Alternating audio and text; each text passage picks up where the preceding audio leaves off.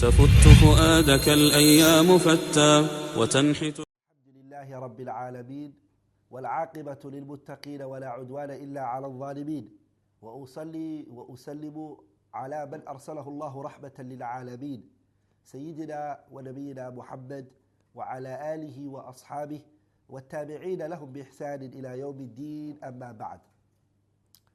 Inshallah ta'ala, in this sit, I would love to start a series, which inshallah ta'ala, today I will do the first sit. And it is called التفريق بين القتال المشروع وقتال الفتنة.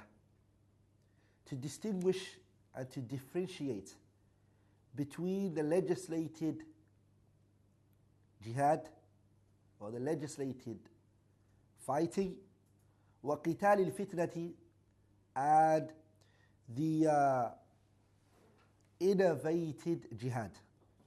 The jihad which is قتال الفتنة, the jihad or the fighting which is fitnah. So this is what inshallah ta'ala I want to talk about in this series بإذن الله الكريم. The way I plan to go through it inshallah ta'ala is as follows. Today inshallah ta'ala I will start by talking about the muqaddimah, our introduction,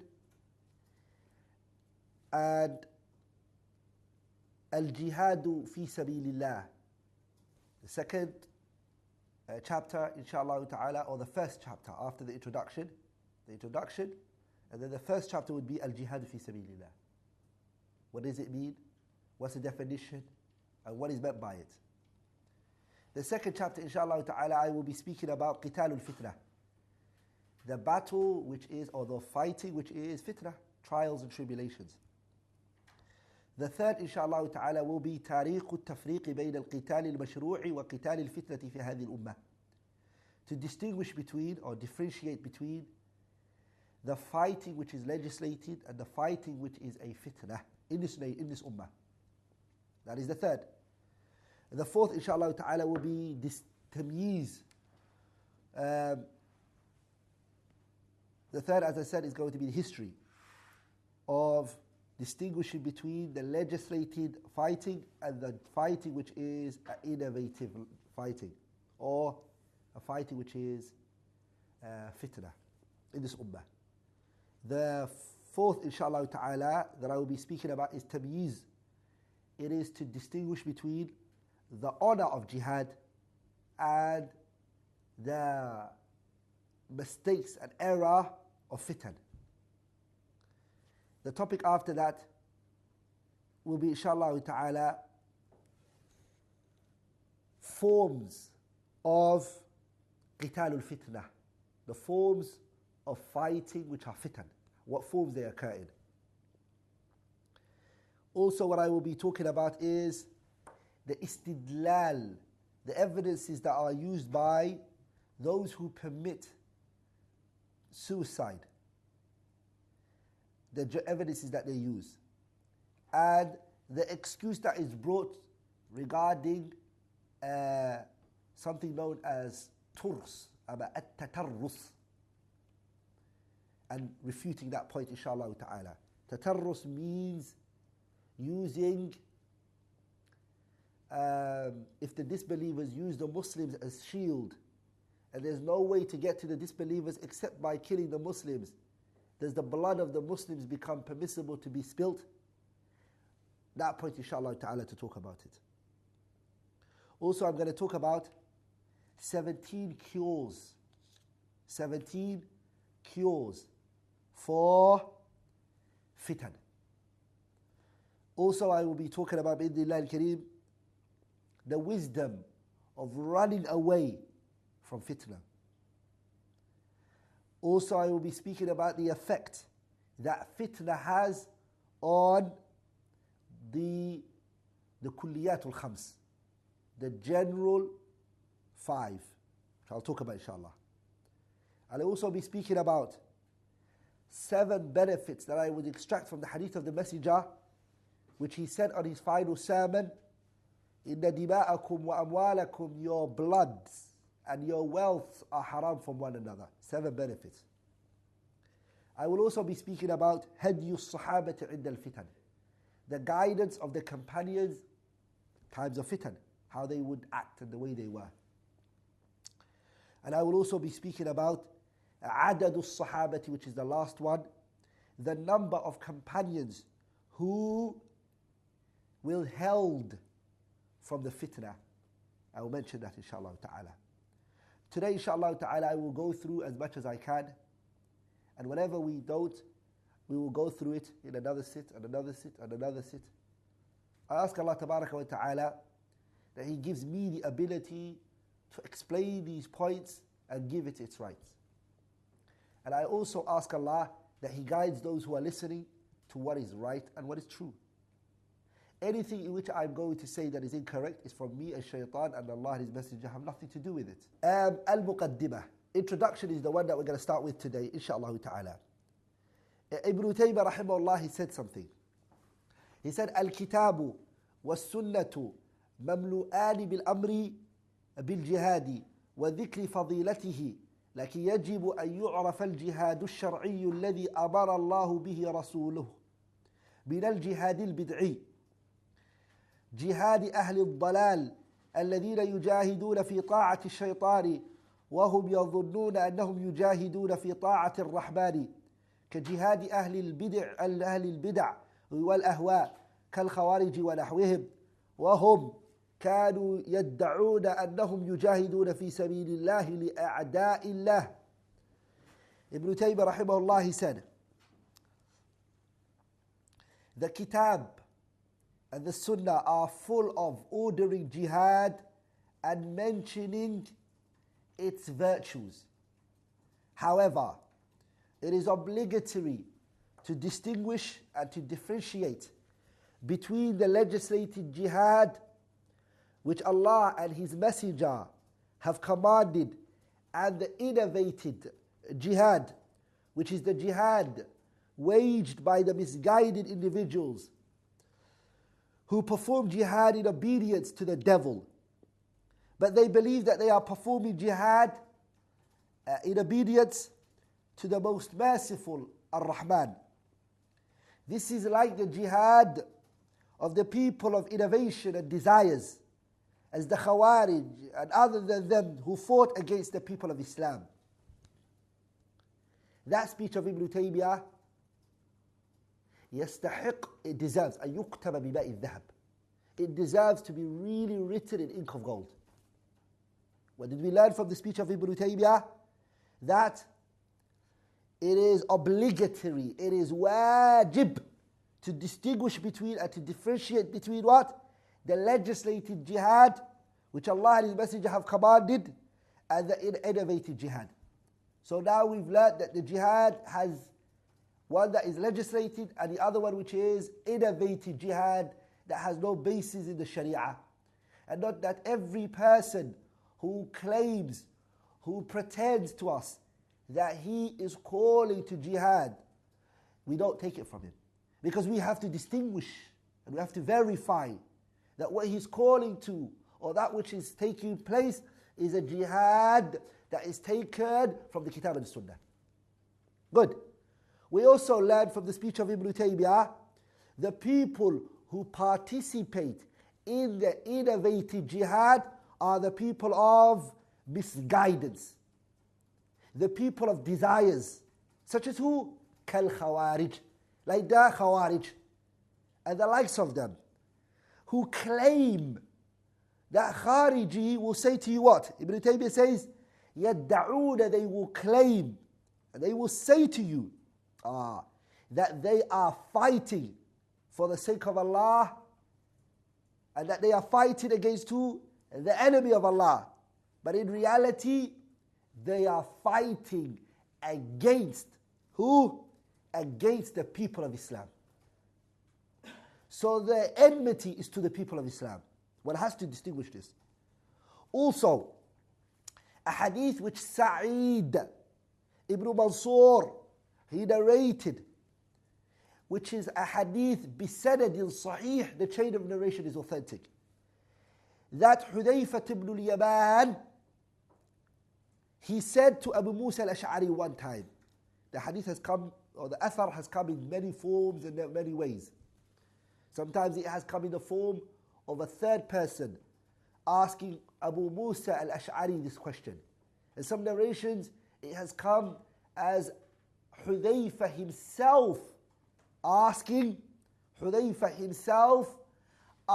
Abu Musa al-Ash'ari. What was the question? Hudayfa radiyallahu ta'ala anhu said to Abu Musa al-Ash'ari, أَرَأَيْتَ لَوْ أَنَّ رَجُّلًا. Hudayfa is asking who? Abu Musa al-Ash'ari. Two companions are talking. Pay attention, it's very important that you understand this. He says to him, أَرَأَيْتَ, do you see, لَوْ أَنَّ رَجُّلًا خَرَجَ بِسَيْفِهِ. Do you see if a man was to leave with his sword? He leaves, he takes his weapons with him, بِسَيْفِهِ. Why does he do that? يَبْتَغِي وَجْهَ اللَّهِ. He does it for the sake of Allah. The reason why he takes his sword with him and he's left his house and he left his family is what? يَبْتَغِي وَجْهَ اللَّهِ. He is looking and he wants to gain the face of Allah.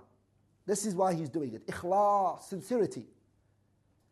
وَجْهَ اللَّهِ فَضَرَبَ فَقُتِلَ. He hit, or he is hitten, or he hits and he gets hit, killed. He goes into the battle, he strikes the necks of the disbelievers, and they strike his neck, and he dies in the battlefield.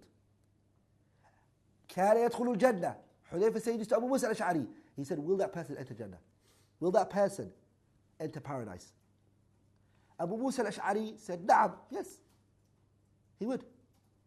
Hudayfa said, لا, no, ولكن, but, إذا خرج بسيفه, if he takes his sword, يبتغي به وجه الله, he takes his sword, seeking the face of Allah, ثم, and after that, so the sincerity is there, addition to that is what? ثم أصاب أمر الله, but then he does it in accordance to the command of Allah, the way Allah legislated, the way Allah set it down. ثم أصاب أمر الله, and then he does it in accordance to the command of Allah. فقتل, if he is then killed, دخل الجنة, he will enter Jannah. So Abu Musa al-Ash'ari didn't mention that part which Hudayfa mentioned, which is sincerity alone is not enough.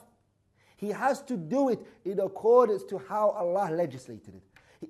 He has to do it in accordance to how the Messenger informed us that the jihad is done in. Good. Abdullah ibn Mas'ud also said the same. Abdullah ibn Mas'ud said, على سنة ضرب ما على بدعة. Has the person striking the neck of the disbelievers, has he fought according to the sunnah or according to innovation? Also Hassan al-Basri rahimahullah, he said, when he saw the jihad of a group of people who were fighting, he said, فَإِذَا بِالْقَوْمِ قَدْ ضَرَبُوا بِأَسْيَافِهِمْ عَلَى الْبِدَعِ.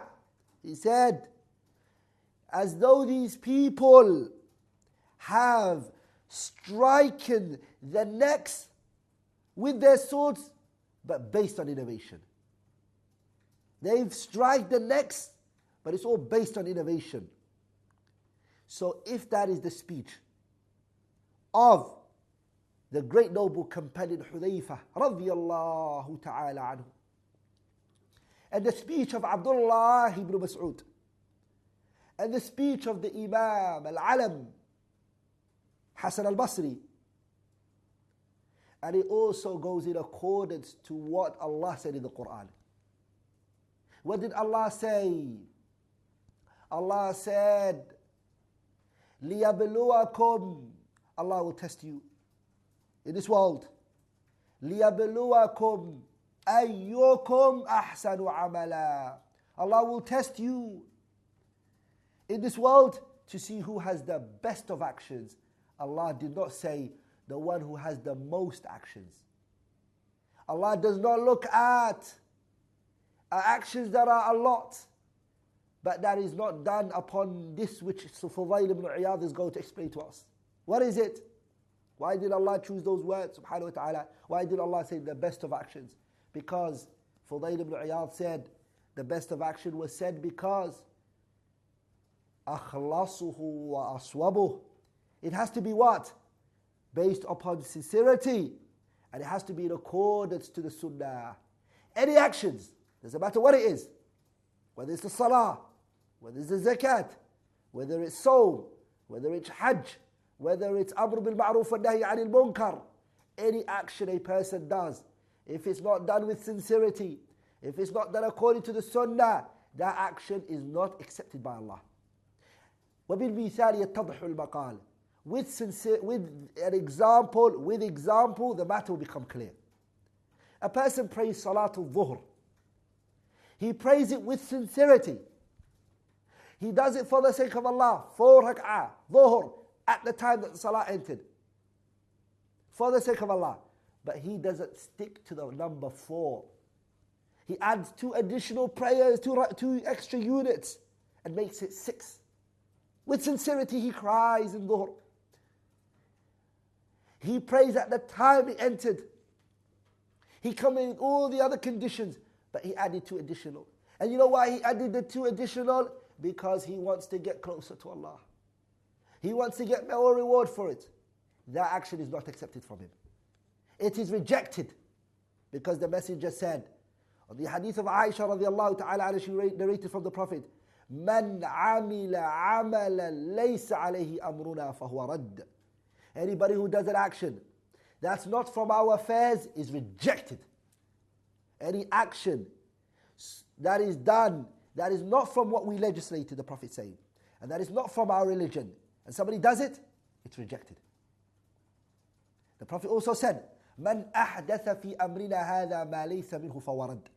He said, anyone who adds to our affairs newly matters he brings into the religion, that's not from our religion, will also be rejected from the person.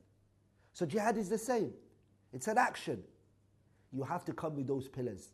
It has to be based upon ikhlas. And it has to be done in accordance to what the kitab and the sunnah have legislated. It doesn't matter if the person cries and he says, I'm fighting it for the sake of Allah. It's not enough. He has to do it in accordance to the sunnah. If that's the case, brothers and sisters who are listening, ينبغي, it is then required. لكل غيور, anybody who is in love, concerned for his religion. وحرماته, and to transgress, he's worried, he's thoughtful about going against the commands of Allah. To do what? He's worried. He's concerned. Is he going to fulfill that which Allah tabarak wa ta'ala wanted from me? Am I going to do that which my Lord wants me to do? The person who has that in him, who has that in his heart, then what is needed from him is what? أَيَبْذُلَ وُسْعَهُ, that he puts his efforts in what? لِيَعْرِفَ حَقِيقَةَ الْجِهَادِ, that he learns the reality of what jihad is. مِنْ حَقِيقَةِ الْإِفْسَادِ, from what? From the reality of corruption and fitnah. If what you're taking and you're putting your foot into, and you're going to support either by speech or action or even show love towards, you have to make sure that you've verified that this is done with sincerity and that it's in accordance to the kitab and the sunnah. That is an introduction that I wanted to give to everybody. And I believe with that introduction, it allows everybody to realize the seriousness of the matter and how important it is. Inshallah ta'ala, I will now move on to the next point that I wanted to speak about, and that was the introduction, which we have finished. We're now going to go into the first chapter, which is Al-Jihadu fi Sabilillah. Al-Jihadu fi Sabilillah. What does jihad mean linguistically? Al-Imam Al-Hafiz Ibn Hajar Al-Asqalani, he said in his kitab Al-Fath al-Bari, which is the commentary and an explanation on the great book Sahih al-Bukhari. He said on the 6th volume, page 3, he said, أصله لغة its original meaning linguistically is al-mashaqqah. The word jihad linguistically means al-mashaqqah. And what does mashaqqa mean? Mashaqqa means burden. Burden. Yuqalu, it is said, jahidtu jihadan balagtu al-mashaqqa. Jahidtu jihadan balagtu, I have reached al-mashaqqah, burden. If a person says, I have done jihad, it means I have gone through a lot of burden. So the word jihad means burden. That's what it means. That is what it means linguistically. What does it mean technically? Ibn Hajar also mentions the same speech which I'm reading. He said, وَشَرْعًا, technically, in the Sharia, jihad is meant by بَذْلِ الْجَهْدِ. So the word jihad, linguistically, it comes from two root words. It either comes from jahd, or it also comes from juhd. Jahd or juhd. It means technically, badlul jahd, to put effort. In what? It is to put effort. So the word jahd means effort. It is to spend and to put in. Badl means to put in. Al-jahd, to put effort in. In what? في قتال الكفار, to fight against the disbelievers. ويطلق أيضا, and sometimes it is referred to, it's sometimes generalized to be used for على مجاهدة النفس, to strive with your own nafs. والشيطان, and to strive against your nafs, which I just mentioned, and also shaitan, and also who? والفساق, the wrongdoers. To strive against the wrongdoers. Ibn Hajar is going to mention to you each one, how do you fight, how do you do jihad with your nafs, how do you do jihad with shaitan, and how do you do jihad with the kuffar. He's going to mention each one for us. The first, he started with which one? Jihadul nafs. He said, فَأَمَّا مُجَاهَدَةُ النَّفْسِ. As for the jihadul nafs, it means فَعَلَى تَعَلُّمُ أُمُورِ الدِّينِ. It means, jihadul nafs means to learn the matters of your religion. ثُمَّ الْعَمَلُ بِهَا, and then to implement that which you have learnt. ثُمَّ عَلَى تَعْلِيمِهَا, and then to teach and educate those people who don't know. To go and spread that knowledge. That one, which is the first one, which is to jihad, to do jihad with your nafs. The Messenger sallallahu alaihi wasallam, he mentions that the jihad is jihadul nafs, and there's evidence for it. It is the hadith of Fadalah ibn Ubayd. Fadalah ibn Ubayd, which Tirmidhi narrated, Shaykh Al-Bani authenticated it in his Sunan Tirmidhi. Which the Messenger Fadalah said, سمعت, I heard Rasulullah sallallahu alayhi wa sallam يقول, I heard the Messenger say, Al-Mujahidu man jahada nafsahu. The Prophet said the Mujahid is the one who does jihad with his own nafs.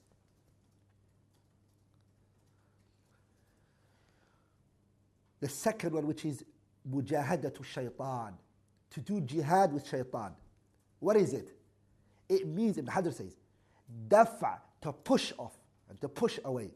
Ma ya'ti, that which he brings and he comes with. Min ash-shubuhat, doubtful matters. Wa ma yuzayyinuhu, and that which he adorns for you, he beautifies for you. Min ash-shahawati, in terms of desires. Where is the evidence for that type of jihad? Surah Al-Baqarah, ayah 168 to ayah 169, where Allah Tabarak wa Ta'ala, He says, وَلَا تَتَّبِعُوا خُطُوَاتِ الشَّيْطَانِ إِنَّهُ لَكُمْ عَدُوٌّ مُبِينٌ إِنَّمَا يَأْمُرُكُمْ بِالسُّوءِ وَالْفَحْشَاءِ وَأَن تَقُولُوا عَلَى اللَّهِ مَا لَا تَعْلَمُونَ. And do not follow the footsteps of who? Shaitan. For verily He is a clear-cut enemy to you. Verily, إِنَّمَا يَأْمُرُكُمْ. Verily, he orders you, shaitan orders you. بِالسُّوءِ, he orders you evil. وَالْفَحْشَاء, zina. وَأَن تَقُولُوا, and for you to say, عَلَى اللَّهِ مَا لَا تَعْلَمُونَ, to say about Allah that which you don't have knowledge of. This verse that I just read, it combined between, it gathered and it mentioned two important factors, which is what? First of all is, it informed us بِعَدَاوَةِ الشَّيْطَانِ, the enmity of shaitan, to the descendant and the children of Adam. حَتَّى لَا يَلْقُوا صَلَاحَهُمْ مَعَهُ إِلَىٰ أَن يَلْقَوْا رَبَّهُم, so that they cannot receive their righteousness and their goods until they meet their Lord. The second one is what? It mentioned the paths in which he takes shaitan to misguide the children of Adam. And it mentioned three things that he takes. The first and the second is, he orders them su', that's the first one. And the second one is, he orders them al-fahsha. The third one is what? He orders them to speak about Allah without knowledge. The word su' and the word fahsha, both of them are what? Shahawat, desires. Su' and fahsha are both desires. And to speak about Allah without knowledge is ash-shubuhat. It is to come with innovations in the religion of Allah. And this is what? And this is shubuhat. And those are the two illnesses, which is ash-shubuhati wash-shahawat. Ibn al-Qayyim rahimahullah, he mentions they are the two illnesses in which shaitan takes over the children of Adam, in which they need to protect themselves from. Going back to the speech of Ibn Hajar, he says, which is the third one, وَأَمَّا مُجَاهَدَةُ الْكُفَّارِ, and as for fighting with the kuffar, فَتَقَعُ, it occurs بِالْيَدِّ, by hand, وَالْمَال, and wealth, وَالْلِسَان, by the tongue, and وَالْقَلْبِ. So how many ways does the fighting against the disbelievers occur? مُجَاهَدَةُ الْكُفَّارِ, how does it occur? It occurs in 4 ways. What are the 4? What are the 4? Al-yad, hand. The second one is mal, wealth. The third is the tongue. And the fourth is what one? Is the qalb, the heart. The first three, which is the hand and the wealth and the tongue, those three which are the hand and the wealth and the tongue, to fight against the disbelievers on those three, all of that is combined in the hadith of Anas ibn Malik, which Imam Abu Dawud narrated in his Sunan, and Nasa'i narrated it, Shaykh al-Albani authenticated it. Which is what? Which is Jahidul Mushrikeen. Fight against the polytheists. بِأَمْوَالِكُمْ, with your wealth. وَأَيْدِيكُمْ, and with your hands. وَأَلْسِنَتِكُمْ, and your tongues. As for the fourth one, which is your heart, the Messenger mentioned that one in the hadith of Sahih Muslim. The Messenger said, "Man mata," anybody who dies, وَلَمْ يَغْزُ, and he did not participate in a battle. وَلَمْ يُحَدِّث, and he did not talk to his heart. In his heart, he did not talk to himself about what? بِهِ نَفْسَهُ, he doesn't talk to himself about participating in a battle. He does not talk to his heart about wanting to one day fight against the disbelievers. Mata, this person dies, ala shu'bati min nifaq, he dies upon one of the branches of hypocrisy. Very good. Ibn Hajar goes on, Ibn Hajar goes on to say, وَأَمَّا مُجَاهَدَةِ الْفُسَّاقِ. As for the jihad with the fusaq, the wrongdoers, which was the last one, he said, فَبِالْيَدِ. It is by what? By the hand. ثُمَّ اللِّسَانِ, and then the tongue. ثُمَّ الْقَلْبِ, and then it's the heart. And then it's the heart. This is how? That if where is the evidence for this? This is the hadith of the Messenger where he said, مَنْ رَأَى مِنْكُمْ مُنْكَرًا فَلْيُغَيِّرْهُ بِيَدِهِ فَإِنْ لَمْ يَسْتَطِعْ فَبِلِسَانِهِ فَإِنْ لَمْ يَسْتَطِعْ فَبِقَلْبِهِ وَذَلِكَ أَضْعَفُ الْإِيمَانِ. Or the hadith narrated by Abdullah ibn Mas'ud that the Messenger said, مَا مِن نَبِيٍّ بَعَثَهُ اللَّهُ في أمة قبلي إلا كان له من أمتي حواريون وأصحاب يأخذون بسنته ويقتدون بأمره ثم إنها تخلف من بعدهم خلوف يقولون ما لا يفعلون ويفعلون ما لا يؤمرون فمن جاهدهم بيده فهو مؤمن ومن جاهدهم بلسانه فهو مؤمن ومن جاهدهم بقلبه فهو مؤمن وليس وراء ذلك من الإيمان حبة خردل. So that hadith mentions that the way to fight with the transgressors and the wrongdoers is by what? فَمَنْ جَاهَدَهُمْ بِيَدِهِ. Anybody who fights with them on his tongue, he's a believer. Anyone who fights with them with his tongue is a believer. Anyone who fights with them with his heart, he's a believer. And there is nothing after those three. How does one fight with his hand? He stops the evil from the wrongdoer and grabs him by the hand and tells him what he is doing is wrong. The second one is what? The second one is he does jihad by the tongue, which is to do what? It is to call to the good. It is to prevent the evil. It is to advise. It is to do al-amru bil-ma'ruf wal-nahy 'anil munkar. That is a form of jihad. The last one is to keep in your heart hate towards the action and a hate towards the people who are doing this. We have now spoken about what jihad meant linguistically, and we spoke about what jihad meant technically. Summing up that point, we took the technical meaning of jihad, asluhu al-mashaqqa. It means al-mashaqqa. We took the technical definition of the word jihad, we said, it is mujahadatul kuffar, badlul jahdi, that the person puts efforts ala qitalil kuffari, to fight with the disbelievers. And how many ways does a person fight with the disbelievers? Is four. He said bil yadi, by the hand, wal mali, and the wealth. The third one, which is wa bil lisani, the tongue. And the fourth, which is the last one, it is by the heart. The person fights with them by the heart. And we gave the evidences for that. We also mentioned that the definition of jihad is to fight war and wage war against your own nafs. Your nafs is a battle that you're in every day. And we said that it happens by three ways, which is what?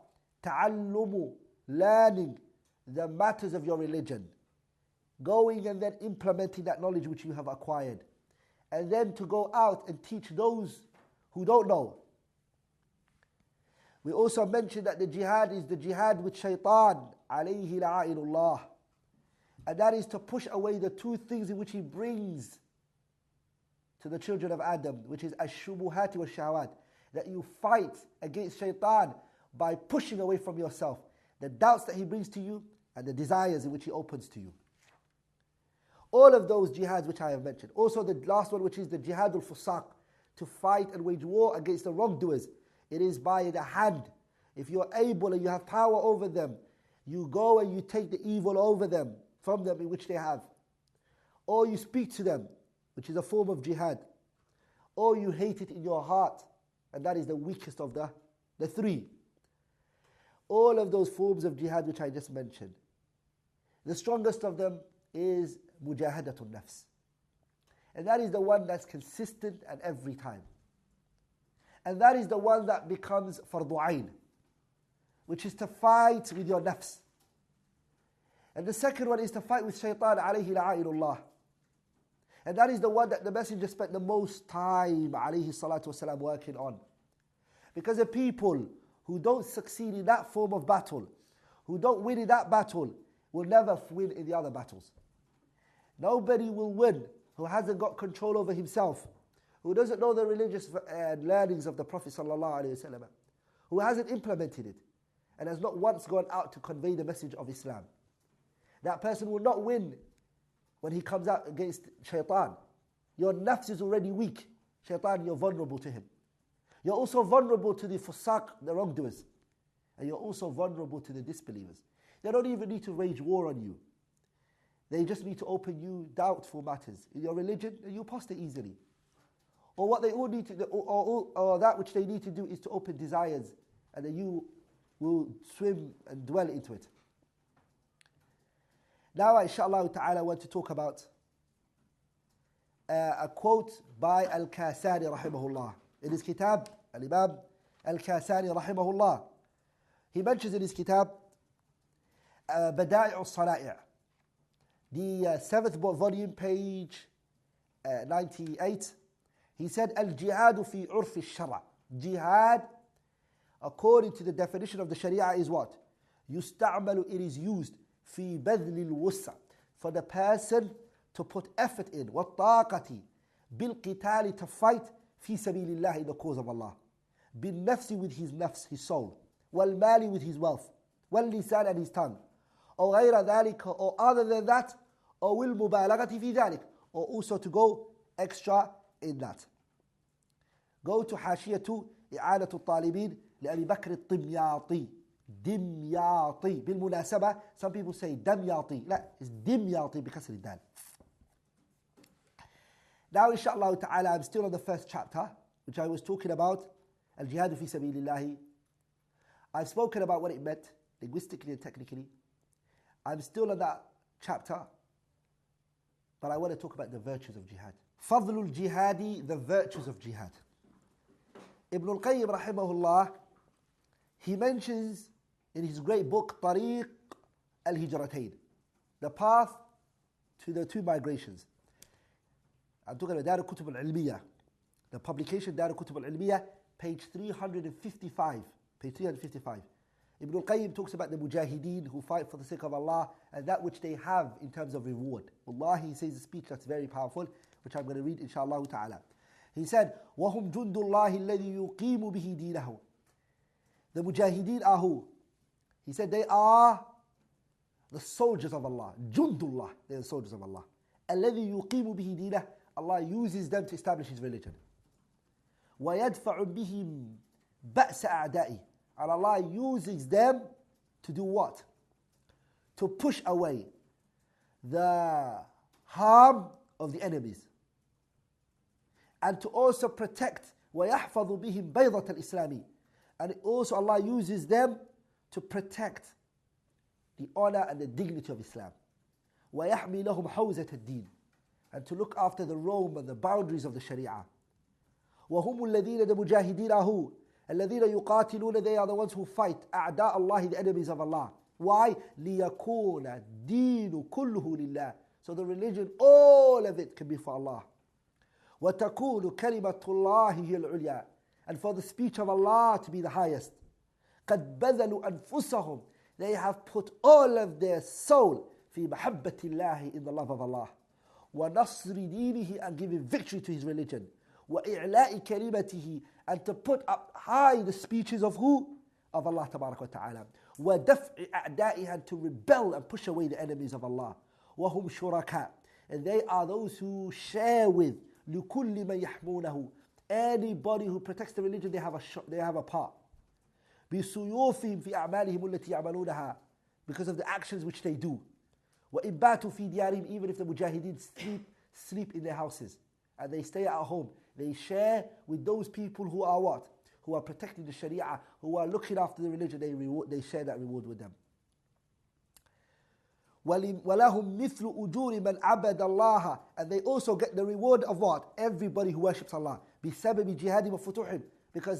Because of their conquests and their openings. Every land that was conquered by the Mujahideen when they took over, they get the reward of every worshipper that's worshipping Allah in that land. They get a portion of his reward. Because if it wasn't for Allah and if it wasn't for them after that, that land would not have become a land of the believers. So they get the reward for it. فَإِنَّهُمْ كَانُوا هُمُ السَّبَبُ فِيهِ. Because they are the reason for them to become worshippers of Allah.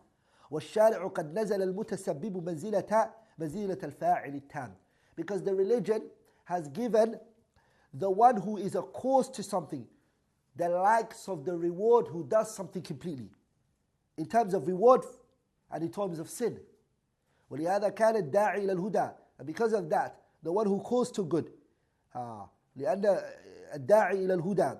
Because the one who calls to the good and the one who calls to the evil, all of them, they get what? يَتَسَبَّبُهُ مِثْلَ أَجْرِ مَنْ تَبِعَهُ. They get the reward of the ones who follow them. Whether it's a sin or if it's a punishment, they get their reward. And وَقَدْ تَظَاهَرَتْ آيَاتُ الْكِتَابِ وَتَوَاتَرَتْ نُصُوصُ السُّنَّةِ. And he said that have come extensive verses from the Kitab and multitude narrations from the Messenger. What? على الترغيب في الجهاد. Urging the people to do jihad. وَالْحَضِّ عَلَيْهِ. Emphasizing on it. وَمَدْحِ أَهْلِهِ. Honoring its people. وَالْإِخْبَارِ. And informing عَمَّا لَهُمْ. Informing that which is for them. عِنْدَ رَبِّهِمْ with their Lord. مِنْ أَنْوَاعِ الْكَرَامَاتِ. With the types of honor. وَالْعَطَايَا. And the things which Allah is going to give them that are high. وَيَكْفِي فِي ذَلِكَ. And if sufficient for that, all the narrations that are a lot, and all of the ahadith which are a lot, and the ayats which are a lot, he says sufficient is what? This speech of Allah, which is what? يَا أَيُّهَا الَّذِينَ آمَنُوا. It's the 10th verse in Surah As-Saff is enough, he said. Which Allah says, O those of you who believe, هَلْ أَدُلُّكُمْ. Shall I not show you or shall I not tell you and inform you? هَلْ أَدُلُّكُمْ. And indicate to you, عَلَى تِجَارَةٍ a trading. تُنْجِيكُمْ. That will protect you from what? مِنْ عَذَابٍ أَلِيمٍ. From the severe punishment of the hellfire. Ibn al-Qayyim then says, فَتَشَوَّقَتِ النُّفُوسُ. Then the soul lures and desires إلى هذه التجارة. To do this transaction and this trading. الرابحة. This prosperous trading. الدال عليها رب العالمين. And the indicator, the one is showing you this trading, in which you're going to do it with is who? The Lord of the heavens and the earth. The Lord who is Alim and Hakim, who knows everything and is also wise. فقال. Allah says, what is the trading that you're going to do with Allah? تؤمنون بالله. You're going to believe in Allah, وَرَسُولِهِ, His Messenger, وَتُجَاهِدُونَ فِي سَبِيلِهِ. And you will also strive in the path of Allah. With what? بِأَمْوَالِكُمْ, your wealth, وَأَنفُسِكُمْ, and your souls. You worship Allah, you pray to Allah, you also obey the Messenger sallallahu alaihi wasallam. You strive and you fight for the sake of Allah tabarak wa ta'ala with your wealth, also with your souls. This is a training which you're doing. فَكَأَنَّ النُّفُوسَ ظَنَّتْ بِحَيَاتِهَا وَبَقَائِهَا فَقَالَ ذَلِكُمْ خَيْرٌ لَكُمْ إِن كُنتُمْ تَعْمَلُونَ. This is good for you all if only you knew. That's what Allah says. يعني Ibn al-Qayyim says, meaning أن الجهاد, that the jihad خير لكم is good for you. من قعودكم, it's better for you to sit around. للحياة والسلامة, to sit around and to look after peace. فكأنما قالت, it's as though it said, فما لنا في الجهاد من الحظ. It's as though it is said, what is it for us portion in terms of jihad. So Ibn al-Qayyim goes more and he speaks, which is pages. I advise all of you to read.